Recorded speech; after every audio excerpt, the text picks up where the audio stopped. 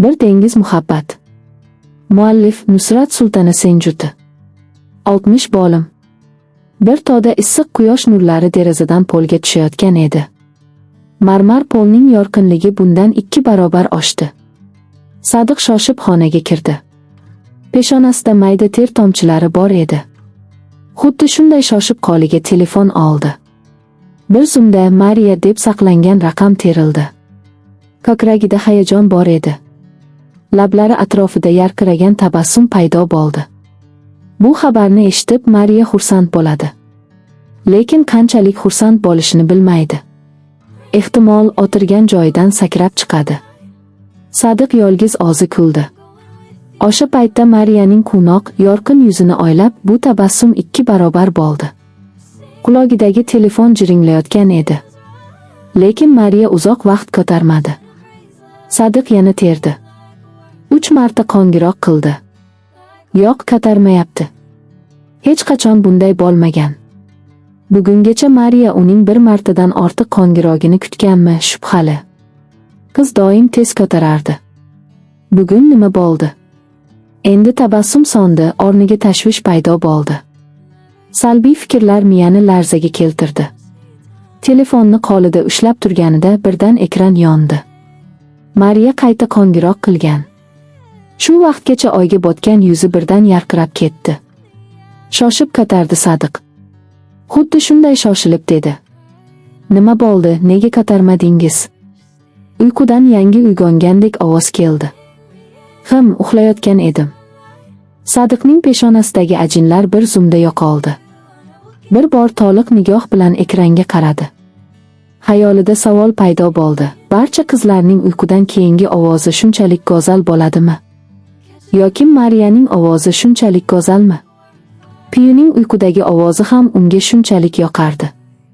Unda qizlarning ovozi shirin bo'ladi deb o'ylash kerakmi? Keyin birdan e'tiroz bildirdi. O'yladi, nega hech qachon Puspurning ovozi menga unchalik yoqmasdi? Unda uning oyi Mariyaning savoli bilan buzildi. Yengil ovoz, nega erta tongda esladingiz? Sadiq kuldi. Dedi u, aytaman. Avval eshitay, nega kechgacha uxladingiz? Dam olish kuni. Yo'q, aslida imtihon jadvalim chiqdi. Kecha tuni o'qidim, shuning uchun bugun kozimni ocholmayapman. O qachon boshlanadi? 1-kundan. Ish bosimi tufayli hech narsa o'qimadim. Vaqt juda kam, nima qilishni bilmayman. Buncha bosim olmang. Nima bo'lsa bo'ladi. Ko'p tashvishlansangiz, ko'z ostingiz qorayadi. Mariya yotgan holda qoshlarini chimirdi. Meni o'ylab ko'p tashvishlanasiz-ku. Sadiq zarracha hijolat bo'lmadi. Aksincha, to'g'ridan-to'g'ri javob berdi. Yaqin odamni o'ylash tabiiy emasmi? Mariya to'xtab qoldi. Biladi, Sadiq buni shunchaki aytgan.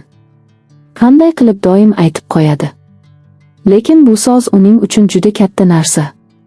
Bu ko'kragidagi to'lqinlarning og'irligini kim oladi? U hech qachon bilmaydi, telefonning narigi tomonidagi qiz har bir lahzada uning ongida, uning bir oz ishorasi miya neyronlarini larzaga keltirishga qodir. Bularni qo'ying, nima uchun qo'ng'iroq qilganimni eshitmaysizmi? Mariya o'ziga kelib mayin ovozda dedi, ha, ayting. Sadiq aytdi. Kelasi juma kuni Husur va Piyuning to'yi. Bugun hammasi aniqlandi. Uning ovozi quvnoq edi. Xursandchilik har bir so'zda tomchilab turardi. Ammo Mariyaning yuzida qorong'ulik cho'kdi. Yuzlab millar uzoqdan turib u Sadiqning qayg'usini his qildi. Piyuning to'yi aniq bo'lishi butun dunyo uchun quvonchli xabar bo'lsa-da, bu odam uchun bu ayriliq. Sevgi muvaffaqiyatsizligining azobi. Bir tomonlama sevib muvaffaqiyatsizlikka uchraganlik belgisi. Mariya biladi, tushunadi, Sadiq qancha urinmasin, qancha o'zini yaxshi ekanligiga ishontirmasin, ichidagi azob saqlanib qolmaganmi? Uning yuragining burchagida oqayotgan faryod oqimi tinchiganga o'xshaydimi? Hammasi shunchalik osonmi? Sadiqning qayg'usini his qilib, uning yuragi siqilib ketdi. Ko'zlarini yumganda tomchilar yigilib keldi. U o'zi ham shu yo'lda, shu azobda bo'lgan odam, nega o'sha azobni sevgan odami ham boshdan kechirish kerak? Piyuning mehr va Tuxsurvayning hurmati birlashgan quvonchiga Mariya kulolmaydi. Aksincha, yuragi achishdi. Sadiq hozir qanchalik og'ir ahvolda ekanligini kim biladi? Ko'z oldida sevgan odamining toyi, oilasi. U buni qanday chidaydi? Mariya o'z taqdiriga shukr qildi. Yaxshiyamki, u uzoqda qoladi. Piyu unga qanchalik yaqin bo'lsa, shuncha yaqinlikdan ayrilishga uning kuchi yetmaydi. Bunga chidaydigan odam qanday odam? Yo Xudo tomonidan berilgan maxsus qobiliyat egasimi? Mariyaning jimligidan Sadiq qoshlarini chimirdi. Bir marta ehtiyotkorlik bilan liniya uzilganligini tekshirdi. Yo'q, unda qiz nega jim? U ishonch hosil qilish uchun dedi. Mariya, siz mening gaplarimni eshityapsizmi? Mariya og'riq bilan yutindi. Tomchilarni barmog'i bilan artib kulishga urindi. Ha, eshitdim. Yaxshi xabar. Sadiq jilmayib dedi. Yaxshi xabar bo'lsa, ovozingiz nega o'zgardi? Nega xursand bo'lmadingiz? Mariya aytmoqchi bo'ldi. Yo'q, bo'ldim. Sadiqning kulgisi endi lablaridan chiqib ketdi. Jaranglagan ovoz Mariyaning quloqlarida aks sado berdi. Bu qizning qayg'usini yanada chuqurlashtirdi. Butun osmon yigiga bo'gilib, tomog'iga tiqilib qoldi. O'sha paytda Sadiq hayrat bilan chaqirdi. Mariya. Mariya pastki labini tishladi. Ko'kragida nimadir parchalanib, mayda-mayda bo'ldi. Qisqa, bo'g'iq ovozda javob berdi.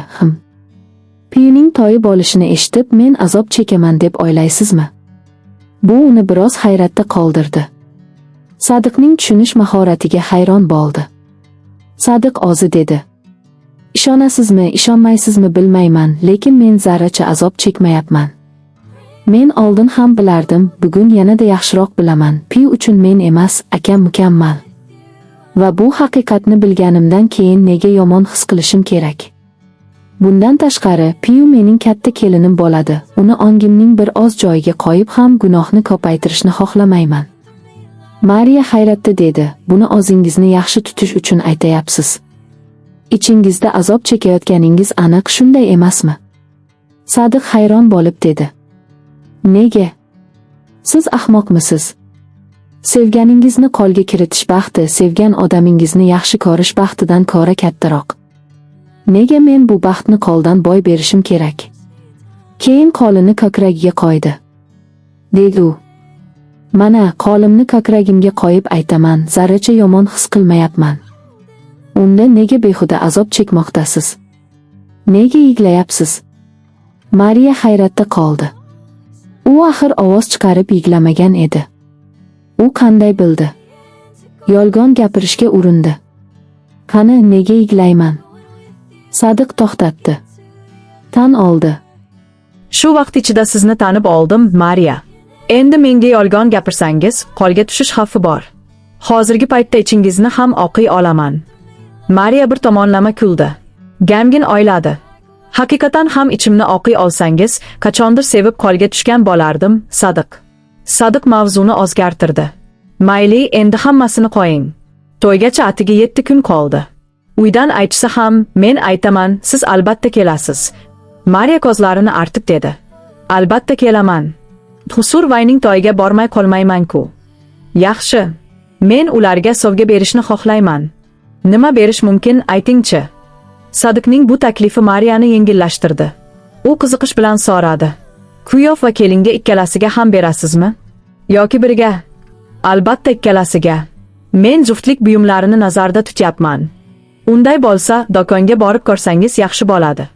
Sadiq iyagini ishqalab, o'ylab ovozda dedi. Do'konga boramizmi? Unda siz ham men bilan keling. Mariya hayron bo'lib dedi. Menmi? Yo'q, kim bo'ladi? Men buni tushunmayman. O'tgan safar Piyu uchun uzuk olgan edim, yaxshiyamki bermadim. Buni ko'rsam, muhabbat yanada kuchaygan bo'lardi. Sadiq jaranglab kuldi. Mariya chuqur nafas olib dedi. Mayli, boraman. Mayli, boraman nima? Bugun boramiz. U ko'zlarini katta ochib dedi. Bugunmi? Ha. Siz yuvinib tayyorlaning, men kelaman. Deb telefonni uzdi. Mariyaga hoy deb aytishga ham imkon qolmadi. Piyu eshikni mayin qo'l bilan yopdi. Tez-tez nafas olayotgan edi. Lablari atrofidagi shirin, nozik tabassum birdan uzoqlashdi. Qaltirayotgan 5 barmoq ko'kragining chap tomoniga tegdi. Ongida biroz oldingi barcha jonli manzaralar paydo bo'ldi. Piyu oychan bo'ldi. 3 yil oldin Dhusur bilan birinchi marta uchrashganini esladi. Bir tok rangli yuz, kuchli tana, chuqur ko'zlar va qattiq iyagiga oshiq bo'lgan edi. Asta-sekin bu muhabbat kuchaydi. Ko'kragida urib turgan yurak xabar berdi. Bu muhabbat emas, bu sevgi, Piyu. Har bir soniya, har bir daqiqa, har bir soat u odamni kutish bilan o'tdi. O'shanda u ham shunday sevadi deb o'ylaganmidi? Kutishning o'girligi, uni qo'lga kiritishning shoshqaloqligida umidsizlik charchaganida, aynan o'sha paytda Dhusur va yomgirdek yog'di.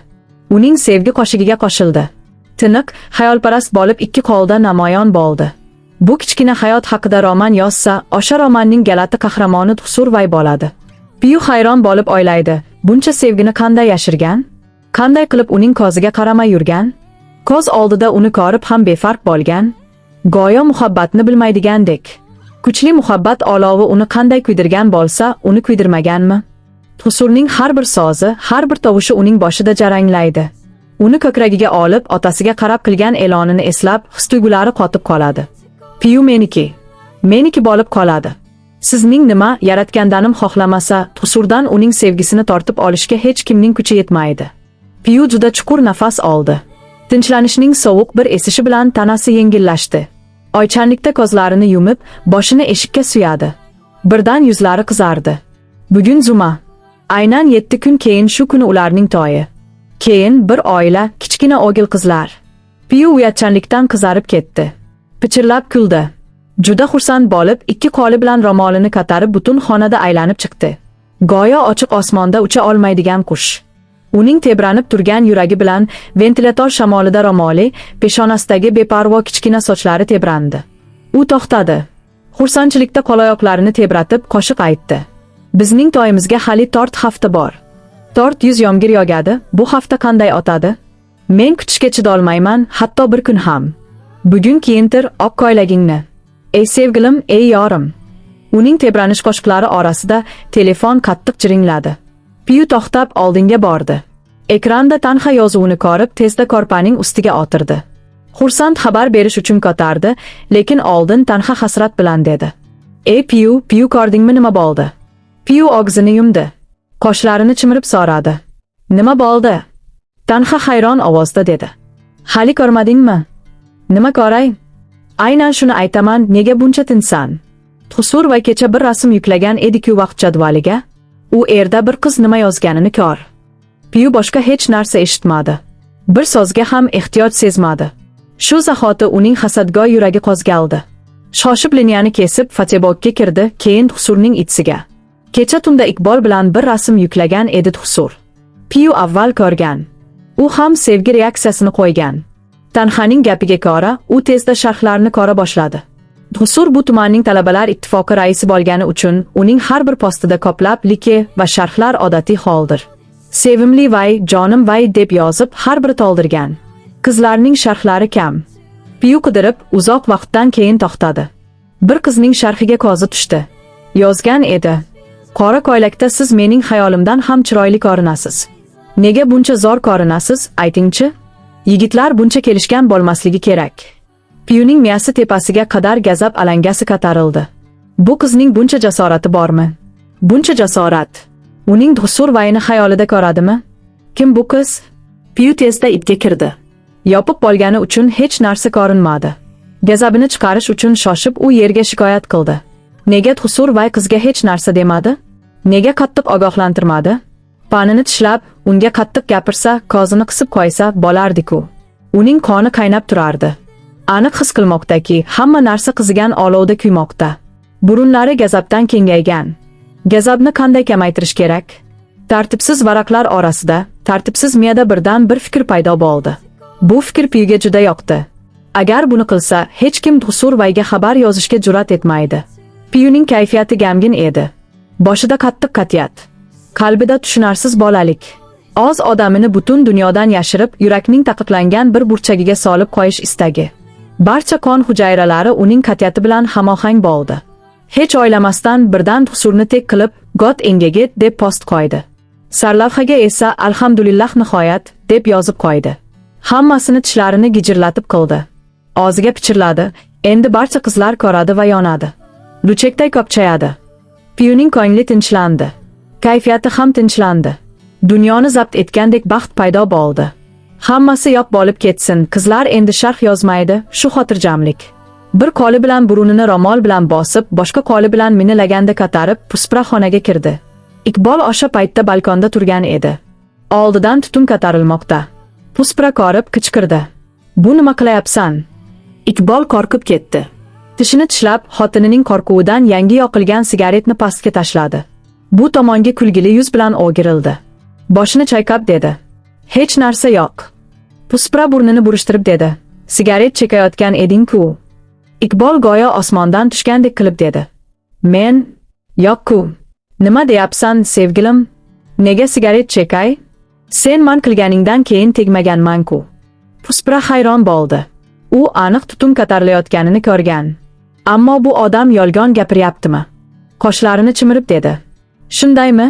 Mayli, yaqin kel. Iqbolning qalbida og'ri qo'ng'irog'i jiringlab ketdi. Yaqin kelsa halokat. Hidni sezishi aniq. Nima bo'ldi? Kel. U boshini chayqab dedi. Yo'q, kelmayman. Nega? Odatiy vaqtda yaqin kelishga tashnas eding. Hozir nega kelmayapsan? Iqbol bir muddat ikkilandi. O'rinli javob topolmay, yelkasini qisib dedi. Hozir kayfiyat yo'q. Puspra yanada gazablandi. Oldinga borib, lagandani stolga qo'ydi. Kayfiyat yo'q nima, keyin hazil tushunaman. Avval buni yeb, mendan qutul. Iqbol kosani ko'rib, quvnoq ovozda dedi. Voy, halim. Voy. Puspra chiqib ketmoqchi bo'lganida so'radi. Qayerga ketyapsan? Sen yemaysanmi? Ko'rmayapsanmi, burnimni bosib turibman? Go'sht hidini olganimda ham ko'nglim ayniyapti.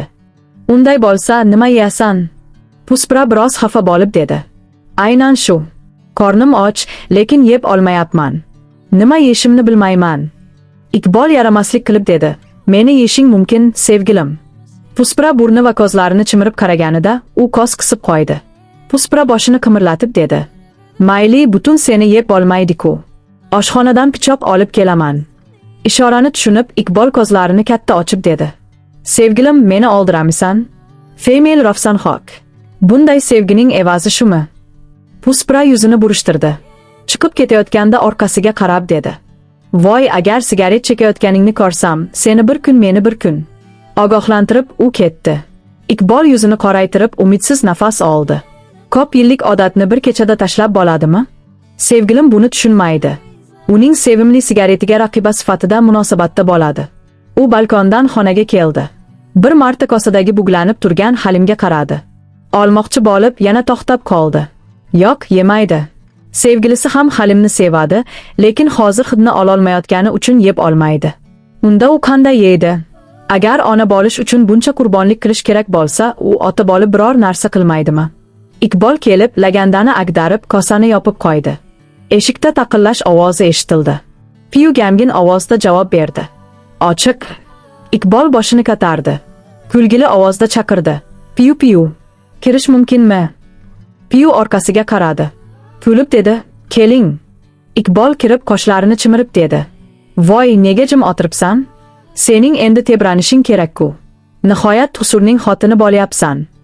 Piyu qisqa nafas oldi. U tebranayotgan edi, qo'loyoqlarini ko'tarib. Lekin Husur vay bilvosita ham bo'lsa, bu tebranishga chek qo'ydi. Iqbol kelib uning ro'parasiga o'tirdi. Undaymi? Nihoyat Husur vayni qo'lga kiritasan. Siyrak qachon berasan? Piyu umidsiz ovozda dedi. Yana siyrak. Ularning gapida to'la ovozli savol keldi. Sen bu ermisan? Piyu qolgan gapini yutib yubordi. Bir zumda orqasiga o'girildi. Iqbol javob bermay, qarshi savol berdi. Nega? Kela olmaymanmi? Husur eshikni qo'yib, ichkariga kirganda Piyuning yuragi tez ura boshladi. Yashirin qalbi o'yladi. O'sha post uchun yana nimadir demagani kelganmi? U qo'rqib tortinib o'tirdi. Ko'zlarini o'ngga chapga burib jim o'tirdi. Husur dedi. Nega kela olmaysan? Birdan ko'rdim, shuning uchun. Iqbol ko'rpaga yotib, boshiga qo'l tirab qattiq ovozda dedi. Bu mening kelinimning xonasi. Kelin bo'lgani uchun yarim xonaning egasi. Men kelaman, ketaman. Sen kimsan? Sen nega kelding? Ajab. Husur ko'zlarini qisib dedi. Shundaymi? Iqbol og'zi yana o'rnidan turdi. Ovozini baland qilib dedi. Voy, sening qanday baxting bor. Bir uyda xotin topasan. To'ydan keyin Piyu jahli chiqib otasining uyiga ketadi degan qo'rquv ham yo'q. Keyin u qayg'u bilan nafas oldi. Go'yo Puspra uning amakivachchasi bo'lmaganidan juda azob chekayotgandek. Piyu tishlari bilan tirnoqlarini tishlayotgan edi. Bu gapdan bezovta bo'lib, xavotirli ovozda dedi. To'g'ri, men jahlim chiqib qayerga ketaman, Iqbol vay. Iqbol xotirjam ovozda dedi. Mening uyimga ketasan, Piyu. Bu Iqbol bor ekan, eshik senga ochiq. Huzur befarq. Ha, olib ket. Hozir olib ket. Sen ham eshak, u ham. Yuki og'ir bo'ladi. Iqbol g'azablangandek bo'lib dedi. Buncha katta haqoratmi? Uyning katta kuyovini haqorat qilishmi? Seningcha, men Piyuni olib keta olmaymanmi? Keyin tishlarini ko'rsatib dedi. Uni butunlay olib qo'ysamchi? Ifti bilan to'y qilsam, nima deysan? Piyu tilini tishlab boshini egib oldi. U kishi ko'ra olmaydigan odamning ismini aytish. Huzur ko'zlarini qizdirib qaraganida Iqbol baland ovozda kulib yubordi. Dedi. Tegdimi? Nega bunday qarayapsan? Men sendan qo'rqamanmi, yolg'onchi? Qo'rqmaysanmi? Huzur bir qadam oldinga kelganda Iqbol umurtqasini to'g'rilab o'rnidan turdi. Orqaga sakrab dedi. Umuman yo'q. Nega qo'rqay? Men ham sport zaliga boraman. Mana mushak. Maykasining yengini ko'tarib, mushakli qo'lini ko'rsatdi. Huzur qoshlarini chimirib dedi. Shundaymi? Unda sinab ko'ramiz, kimning mushagi kuchliroq. Iqbol qattiq yutindi. Jangda u zaif jangchi. Huzur u erda doktorlik darajasiga ega. Yengilmaslik uchun qichqirib dedi. Ha, kelyapman. Meni chaqiryapti. Qara chetga. Huzurni oldinga surib, u yurib ketdi. Eshikkacha borib to'xtadi. Orqasiga qarab, barmog'ini ko'tarib, katta dabdaba bilan dedi. Chaqirayotgani uchun qo'yib yubordim. Huzur oldinga bormoqchi bo'lganida Iqbol yugurdi.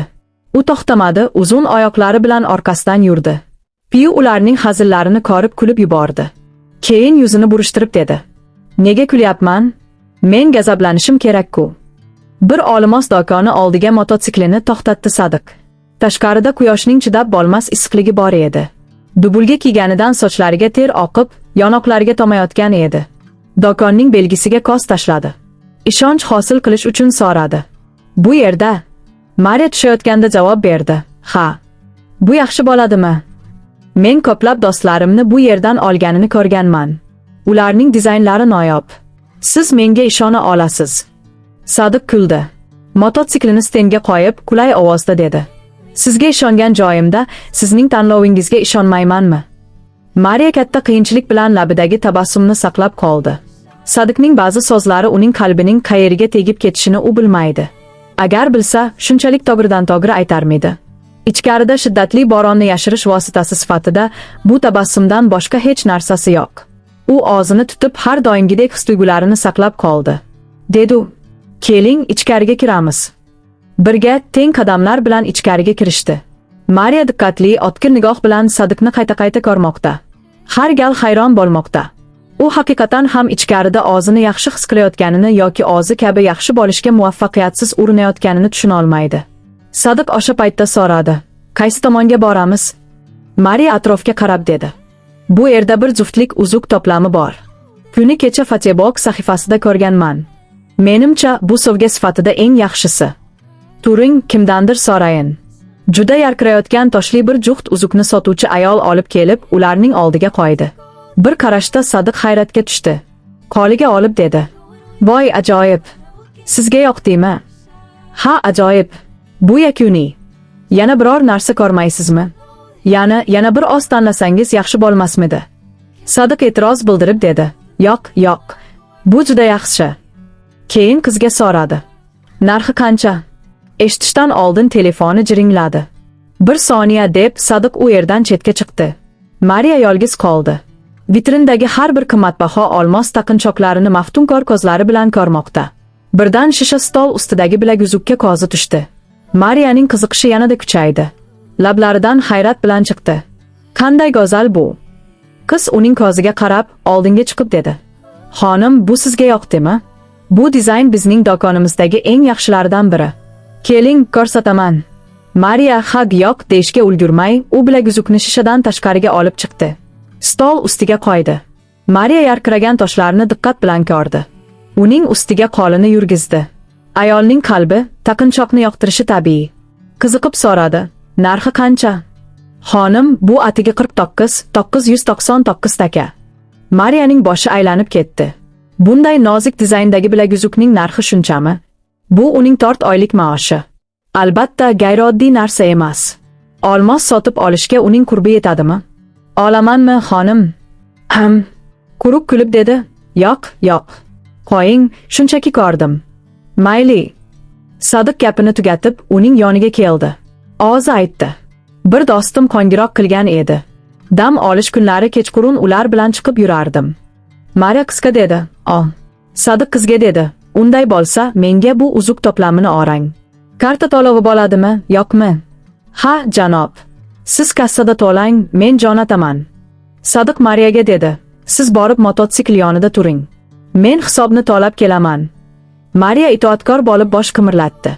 Charchagan qadamlar bilan tashqariga chiqib ketdi. Vaqt bilan Sodiq chiqib keldi. Mariya o'sha paytda mototsikliga suyanib, qo'llarini ko'kragiga qo'yib turgan edi. Uni ko'rgach, to'g'rilandi. Sodiq atrofga qarab, qoshlarini chimirdi. Dedi: "Atrofda yaxshi restoran yo'qmi? Biror narsani bilasizmi? Restoran bilan nima qilmoqchisiz?" "Nima qilmoqchiman degani? Ovqatlanaman." Siz ertalab ovqatlanganmisiz?" Mariya ko'zlarini ko'tarib qaradi. "Aytishdan oldin Sodiq dedi. Ovqatlanmaganingizni bilaman. Shuning uchun hozir ovqatlanamiz, keyin uyga qaytamiz." Mariya bir muddat hayrat bilan unga qaradi. Ko'zni qamashtiradigan oppoq rangdagi yigitga qarasa, uning uxlab yotgan sevgisi uyg'onishga intiladi. Sodiq atrofdan nigohini olib, unga qaraganida bir qoshini ko'tardi. Keyin jilmayib qo'ydi. Tasodifan Mariya qo'rqib ketdi. Tezda ko'zlarini tushirdi. Sodiq so'radi: "Nima yeyasiz?" U past ovozda dedi: Erta tongda och qoringa restoranda og'ir ovqat yeymanmi? Buning o'rniga mehmonxonaga borsak bo'lmasmidi?" Javobni bilish uchun u qaradi. Ammo uni hayratda qoldirish uchun Sodiq shubhali ovozda dedi: "Mehmonxona?" Mariya ishorani tushunib, gazablangan ko'zlari bilan qaradi. "Siz juda yaramas ekansiz. Men ovqat mehmonxonasi haqida aytdim." Sodiq tili bilan lablarini hollab kuldi. Bu yaramas kulgini ko'rib, Mariya uyatchanlikka botdi. Uning yashirin maqsadini payqagach, Sodiqning jim kulgisi kattalashdi. "Xuha" deb tashqariga chiqib ketdi. Keyin o'zi hayron bo'lib so'radi: "Aytingchi, nima bo'ldi? Siz bilan bo'lganimda nega buncha ko'p kulayapman?" Piyu katta ehtiyot bilan bir stakan sovuq sharbat tayyorladi Puspra uchun. Yalpiz barglari va limon aralashmasi bilan tayyorlangan bu sharbatga ko'p mehnat sarflagan. Puspurning boshi aylanmoqda. Kun bo'yi hech narsa yemaydi. "Mina begim buni ichsa yaxshi bo'ladi", dedi. Shuning uchun onasidan oldin piyu tayyorlab qo'ydi. Uyga kichkina bir jonzot keladi. Xolaning burchi yo'qmi? Lekin muammo shundaki, shakar erimayapti. Aralashtirib bilagi og'rigan bo'lsa ham, suv ostida donalar ko'rinib turibdi. Blenderda qo'ygan narsasi natija bermadi. Yana qoshish kerak bo'ldi. Va aynan shu muammoni keltirib chiqardi. Agar shunday bo'lsa, nima bo'ladi? Uning barcha mehnati bekorga ketadi-ku. U shakarni aralashtirib, zinadan yuqoriga ko'tarildi. Diqqati sharbat suvida. Stakan ichiga ko'zini tikib yurganida, birdan kuchli qo'l uning qo'lidan ushlab oldi. Piyu qo'rqib ketdi. Aniq ko'rishdan oldin, qo'l egasi chaqmoqdek tezlikda uni xonaga tortdi. Qo'rquvdan uning qo'lidagi metall qoshiq polga tushib ketdi. Jaranglagan ovoz muhitni yanada og'irlashtirdi. Stakandagi sharbat chayqalib, kiyimiga ham to'kildi. Odam uni ichkariga olib kirib, eshikni yopdi. Piyuning orqasi eshikning yog'ochiga tegdi. Qaltirayan ko'z qovoqlarini ko'tarib qaraganida, Pusurning qoramtir yuzi ko'rindi. Piyuning qo'rquvi bir zumda so'ndi. Qo'rquv o'rniga hayrat paydo bo'ldi. Og'zini ochib dedi: "Siz? Men ham aytdim, bu uyda meni kim bunday tortadi? Og'ri yo'q-ku." Pusurning peshonasi burishgan. Go'yo juda gazablangandek. Albatta, juda kam vaqt tekis bo'ladi. Qattiq iyagini ko'rib, Piyu qo'rqib ketdi. Mehmonxonada unga ko'z qisib qo'ygani esiga tushdi. Ya'ni, kelayotgan vaziyatni o'ylab, ko'kragi tez ura boshladi. Pusur qattiq ovozda so'radi: "O'shanda nega jim o'tirding?" Piyu ovozi qaltirab so'radi: "Qachon? To'y haqida so'raganimda nega javob bermading?" Piyu boshini egdi. Nochor ovozda dedi: Nima deyishim kerak edi? Sen menga turmushga chiqmoqchi emassanmi? Darhol xuddi shunday bosh chayqadi. Tusurning ovozi jiddiy, og'zingdan ayt. Piyu polga qarab mayin ovozda aytdi. Xohlayman. Tusur uning mayin qo'llarini mahkam ushladi. Qattiq ushlamadi, lekin Piyu qo'rqib ketdi. Hayron bo'lib qaraganida mayin ogohlantirish bilan dedi. Unda nega aytmading? Piyu qattiq yutindi. Uyat qildim. Tusur nafas oldi. Qo'llarini qo'yganida u yana eshikka yopishdi. U Tusurning bir qo'li avvalgidek boshining yoniga ko'tarilayotganini sezdi. Piyuning yurak urishi tezlashdi. O'sha yaqinlik lahzalari esiga tushdi. Nozik ko'zlari bilan qaraganida u qoshlarini ko'tarib so'radi. Dunyodagi barcha uyat seniki, shundaymi? Piyudim, Tusur dedi. Menga aytmay, unashtirilgan post qo'yishga uyat qilmading. Piyu tishlari bilan pastki labini ozgina tishladi. Past ovozda tan oldi. Nima qilay? Suratlaringizga qizlar sharh yozishyapti-ku. Siz ham hech narsa demaysiz. Bir marta yashirincha qaradi. Tusur, yuzini o'zgartirmay dedi. Nima deyishni o'rgat. U hayron bo'lib dedi. Men sizga gap o'rgataman. Shunday, sharhlarni ko'rmayman-ku. Ular mening do'stlar ro'yxatimda ham yo'q. Ochiq it. Bular qayerdan keladi, kim biladi? Piyu shoshilinch ovozda so'radi. Siz haqiqatan ham tanimaysizmi? Tusur qoshlarini chimirdi. Shubha qilyapsanmi? Yo'q. U har bir gapni qaramay aytmoqda. Qaraganda ham atrofga qaraydi. To'g'ridan to'g'ri yuziga qaramaganini ko'rib. Tusur so'radi. Mening ko'zlarimga qarab gapira olmaysanmi? Uning issiq nafasi ta'sirida Piyuning tanasi allaqachon qaltiramoqda. Bogiq ovozda javob berdi. Yo'q. Nega? Piyu uyatni yengib, pichirlab aytdi. Tanim qaltiraydi. Tusur bir muddat ko'zlarini kichraytirib, labini tishlab kuldi. Yupqa lablarini qimirlatib dedi. Sening qaltirash vaqting yana 7 kun qoldi. Piyu tushunmay, bu safar qaradi. Nigohida savol. Tusur bemalol dedi. Bu juma kechasi seniki, kelasi juma kechasi meniki. Piyuning quloqlari jiringladi. Ikki tomondan qattiq tutun chiqdi. Qoshlari yuqoriga ko'tarildi. Lablari ajralib, so'zga tushdi. Qozi yuzini burishtirib dedi. Siz kundan kunga uyatsiz bo'lib qolyapsiz, Tusur vay. Keyin u yugurib chiqib ketdi. Tusur ochiq eshikka suyanib turdi. Ovozsiz kulgi va yarqiragan ko'zlari bilan sevgilisining chaqqon oyoqlarini kuzatib qoldi. Davomi bor. Savol va ko'rsatmalar o'zbek latinga. Sizningcha Tusur Piyuga bo'lgan munosabatida qanday o'zgarishlar yuz berdi? Sadiqning Piyuning to'yiga munosabati haqida nima deya olasiz? Mariya Sadiqga nisbatan qanday his-tuyg'ularni boshdan kechirmoqda? Keyingi qismda to'yga tayyorgarlik qanday kechadi? Keyingi qismini ko'rish uchun izohlarda ha deb yozing va kanalimizga obuna bo'ling. Kanalimizni kuzatish. Agar sizga bunday hikoyalar yoqsa, kanalimizga obuna bo'ling va qo'ng'iroqchani bosing. Yangi qismlar kelishini birinchi bo'lib eshiting.